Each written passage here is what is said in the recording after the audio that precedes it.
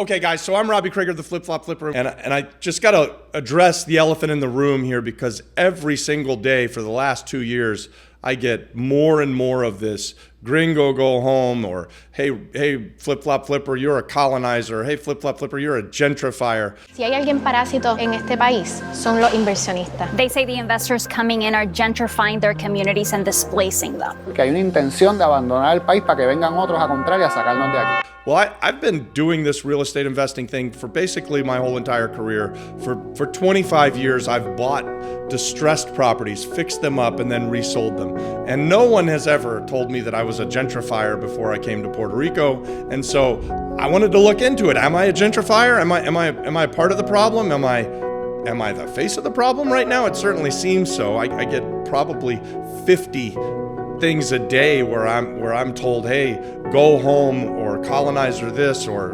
gentrifier that, or worse, we're gonna cut your head off, we're gonna kill you. I mean, some really sick shit gets told in the comments of these videos that get out there on Facebook or on YouTube. And because we've got a voice, and because we do this YouTube channel, and we invite people to Puerto Rico, and we spot Puerto Rico, and we love the island of Puerto Rico.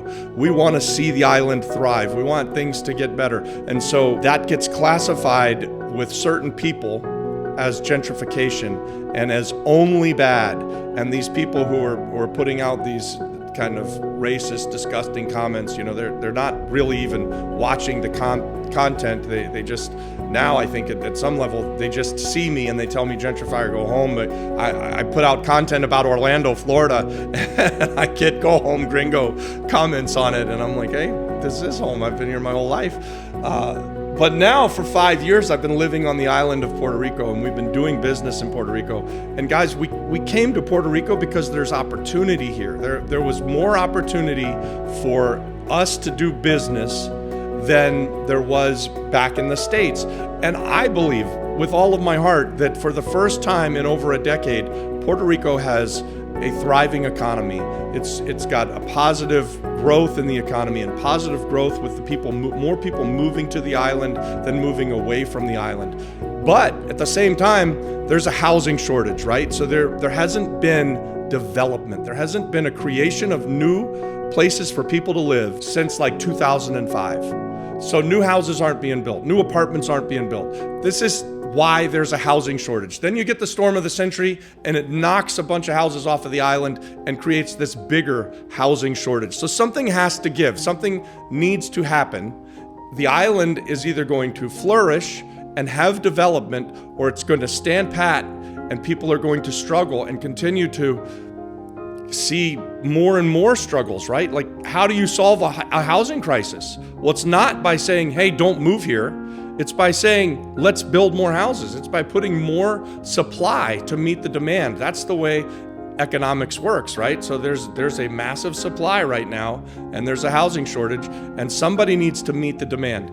And guys, it's not Robbie Krieger, the Flip Flop Flipper. We're just one small company. And in all of the deals that we've done on the island, we buy severely distressed properties that are vacant and don't have a use. Like, that is part of our thesis. That's part of our investment thesis, is to come in and find these properties that we can do what we call value add investing. We know that when we buy it right, we can then put some money into it. We can hire people, we can bring it back to life and get it up to its highest and best use, and then put people in it, give it use. We're not buying properties that are filled up with people and then increasing rents. That's not the way that we invest. We don't invest in that manner. I'm just trying to give you my personal perspective here. So we buy severely distressed, vacant properties, renovate them, and put them back into the market.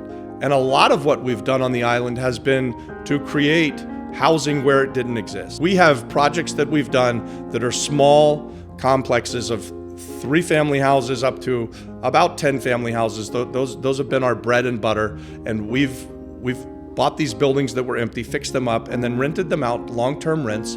That was one of the business models that we liked when we came to the island. That's why so I get all of this hate, I get all of these comments. They tell me that I'm the colonizer and I'm the devil, right? They're putting me in Bad Bunny videos and making it look like I'm throwing women and children out on the street.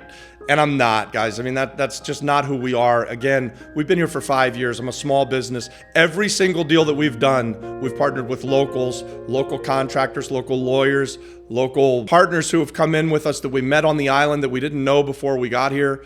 We've just made it part of our investment thesis is to partner with the local population. And I expect and I hope that we have a lively conversation in the comps. Try to be respectful, right? So I'm certain that I'm gonna get plenty of "you're a colonizer, you're a gentrifier, gringo go home" stuff. Go ahead and do your best.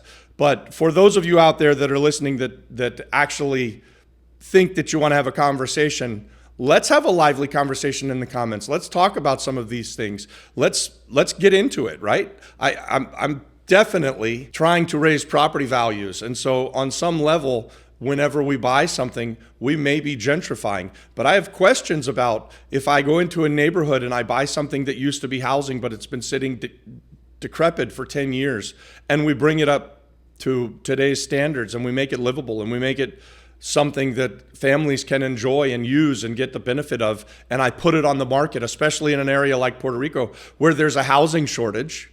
And we provide housing in these neighborhoods at market rents, which means that if the rents are $500 a month and I renovate something and then rent it for $500 a month, am I gentrifying the neighborhood? These are questions that I'm asking. This is stuff that I'm bringing to the community, and love to get into it more in the comment section. So obviously, I don't think that by bringing something from no use or only used for nefarious things. I mean, a vacant building in a neighborhood, generally speaking, is used for bad things, crime, drugs, drug dealing, whatever, but it's not good. And so most of the time when we go into a neighborhood, the neighbors come around and they say, "Oh my God, thank you. Thank you for bringing that up and fixing it and getting people living there."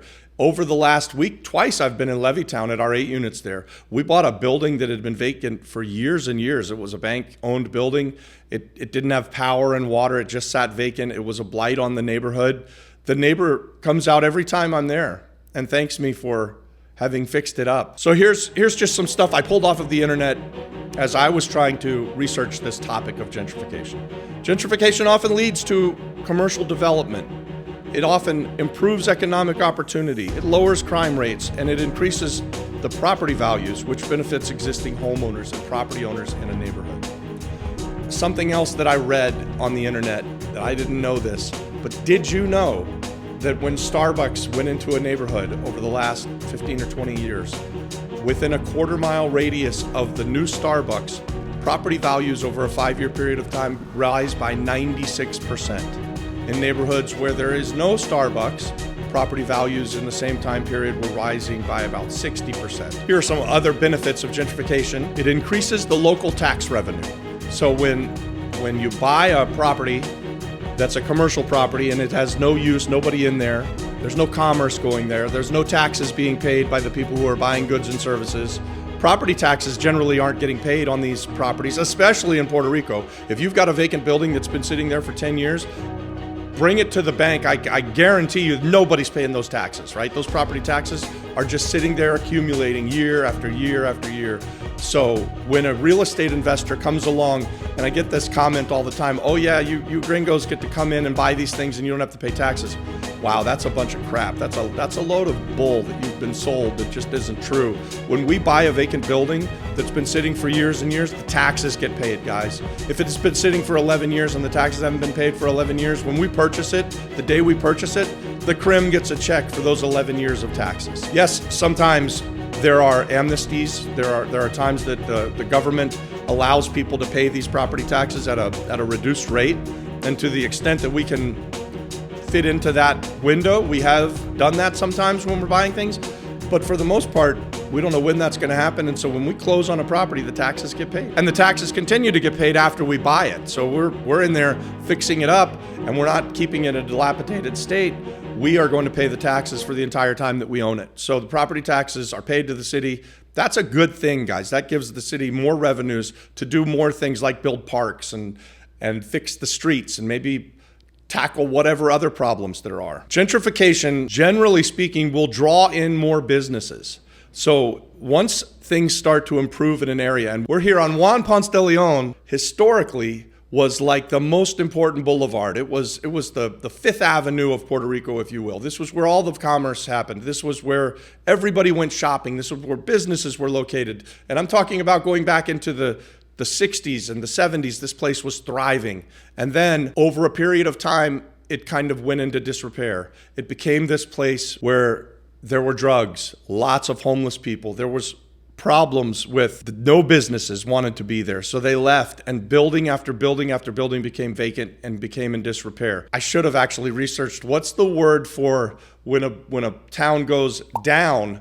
So the opposite of gentrification, right? So look, I'm going to go back and forth on this. I don't want to talk about just the pros of gentrification because there are absolutely cons to gentrification. In my research that I found, absolutely, gentrification can change neighborhoods. Here are some of the cons, and then I'll try and get into more detail about them. And you guys, again, leave me comments. Tell me if I missed anything, because I'm certain that there are things that you guys know about and you guys think about, experiences you've had that are different than mine, and I want to hear about them. I want to have the discussion. But gentrification can change the cultural standards of the neighborhood. So gentrification can change the cultural standards of the neighborhood.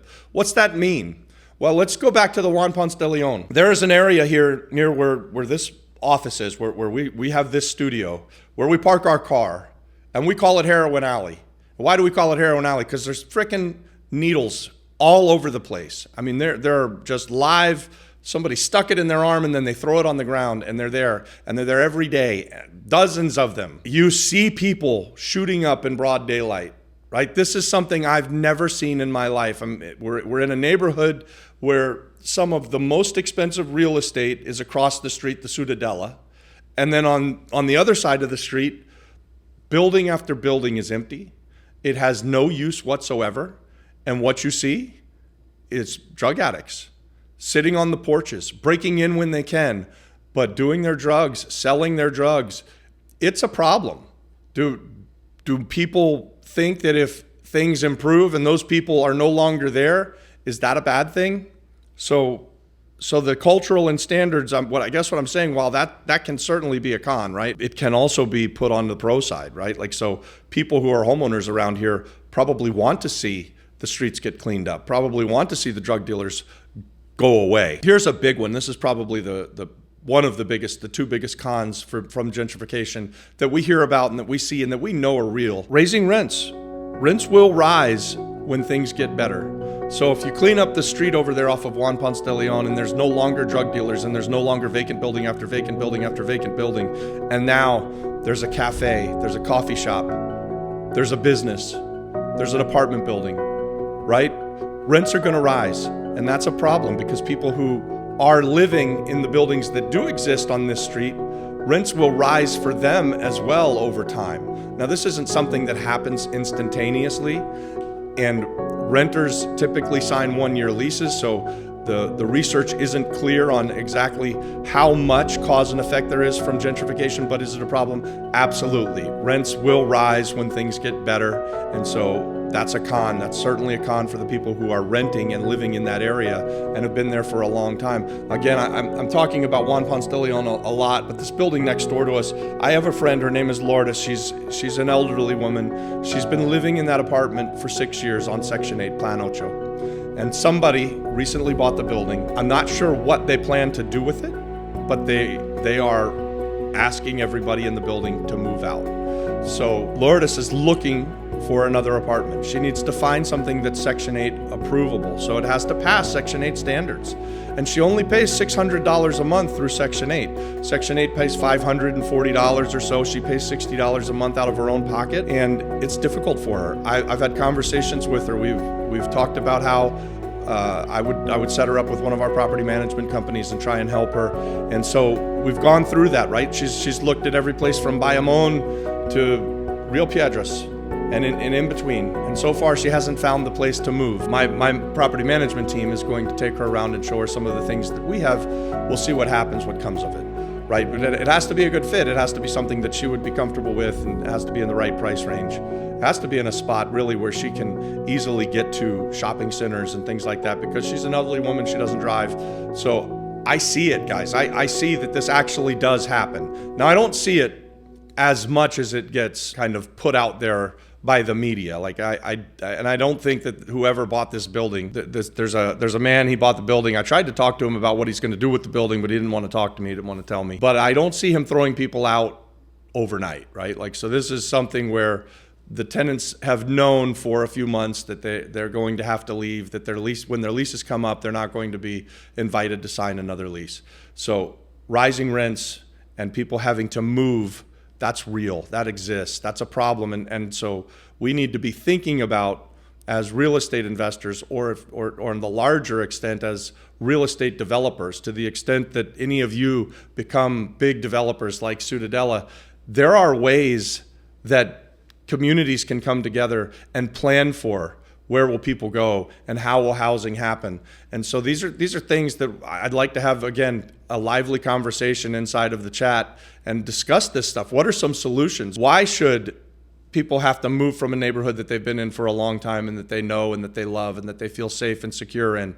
And what kind of solutions are there, right? So gentrification, there's a rising cost of living, right? So this is another problem. Like when the Whole Foods comes in and it replaces your local grocery store, prices might go up. And you get this big, beautiful store and they've got everything, and it's nice to have all of those things, and it's nice to be able to buy that stuff, but some of that stuff is more expensive than what people are used to. So the cost of living also goes up. So this is a real problem. I saw this one again and again in my research. One of the big cons is that gentrification allows the rich to get richer and the poor and the marginalized middle class, there's a wider gap, a wider and wider gap. And so this is, again, something that I'd love to see different solutions for, because I don't think that it has to be that way. I do think that it can absolutely be that way. I mean, the guy who built the Ciudadela, he's going to benefit from it now that it's thriving way more than, Joe homeowner or Joe renter in the neighborhood. For sure, that's a true statement. However, they started that development back in 2005. They just finished it in 2020, and it wasn't even a thriving. They didn't fill up all of the units until like 2021, 2022 during the pandemic.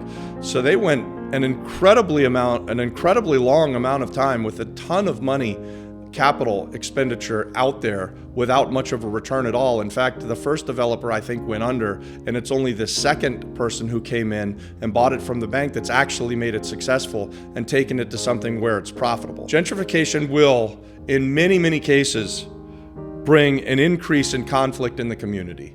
So you have people who are feeling marginalized, and rents are rising and cost of living is going up, and it's gotten harder for them, and they're upset, and they push back and they rise up against the people that they see as the problem. The young kids, the college kids who've moved in that come from more affluent areas, and they come into these areas that they wouldn't have lived in otherwise, but this is where they can afford. And so that they get a pushback. They get a pushback on the new developments, so that when the new coffee shop comes in that wasn't there before, and he's pushing out the local guy, there's some pushback and there's conflict in the communities. We see the conflict on this YouTube channel, right? Like, so I put out videos spotlighting Puerto Rico, inviting people to come to Puerto Rico, and saying that Puerto Rico has a really good economy that's trending upward. We have population growth that's trending upward, and I get an incredible amount of pushback. I get every day, the gringo go home. I get a lot of colorful ways to tell me to go home, a lot of colorful ways to tell me that I'm a colonizer and I'm a gentrifier. Happens daily. It definitely, gentrification causes conflict in the community. So this is a problem that I'd love to see the community come together and try to solve together. All right, guys, so that's many of the pros and the cons of gentrification. We don't typically tackle big political stuff on this channel. We're more abundance mindset and believe that there's enough for everybody. And even in this situation with gentrification, I truly believe in the heart of my hearts that the community can come together and build things that are great for the community, and so that everybody wins. And that's really what we strive for on this channel. We look to partner with people. We try to partner with people. That's how we expand our business. And we like to create what we call win-win situations, where everybody who gets involved in a particular project or particular business profits from it in some way or another, grows from it in some way or another. So that's the goal here. That's the idea of the video, is let's have a lively conversation, but let's be respectful, guys. And thank you for watching the video. Like and subscribe to the channel. God bless you guys. Hope you enjoyed that.